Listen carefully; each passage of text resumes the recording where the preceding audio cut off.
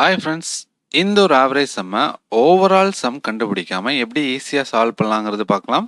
A company produce two product A and B with price of rupees 156 and 220 respectively. If 55% of product sold are A and 45% of sold are B, find the weighted average price. இப்போ ஏங்கிற product பார்த்தீங்கன்னா 55%, பிங்கிற product 45% sales பண்ணியிருக்காங்க. இப்போ இதை வந்து என் எடுக்கலாம்.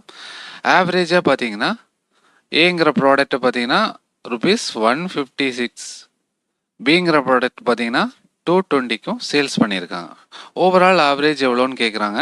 எப்போவுமே இந்த மாதிரி சம் வரும்போது இந்த நம்பர் ஆஃப் குவான்டிட்டிக்கு என்ன பண்ணலான்னா ரேஷியோ எடுக்கலாம். சரிங்களா, எந்த ஒரு சேஞ்சுமே ஆகாது. அப்போ 11:9 கிடைக்கும்.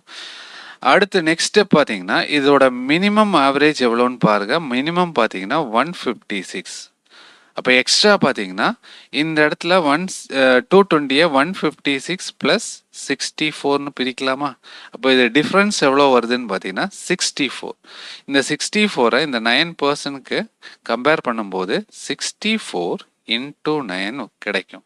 அப்போ ஓவரால் டிஃப்ரென்ஸ் எவ்வளோ? 64 × 9. இது ஈக்குவலாக ஷேர் பண்ணி கொடுத்தா இன்க்ரீஸ் ஆவரேஜ் எவ்வளோன்னு கிடைக்கும். இப்போ டோட்டல் பார்த்தீங்கன்னா எவ்வளோ பேர்? 11 + 9 20. இந்த 20 ப்ராடக்ட்டுக்கும் ஈக்குவலாக ஷேர் பண்ணி கொடுத்தோம்னா நம்ம இந்த இடத்துல பார்த்தீங்கன்னா 2ஆல் கேன்சல் பண்ணால் 10 3 2 மல்டிப்ளை பண்ணுங்க 18 ரிமைனிங் 1 27 28 டிவைடட் பை 10னா 28.8. இதை ஆட் பண்ணும்போது 28.8 184.80ன்னு கிடைக்கும். ஓவரால் ஆவரேஜ் பார்த்தீங்கன்னா ஆப்ஷன் பி.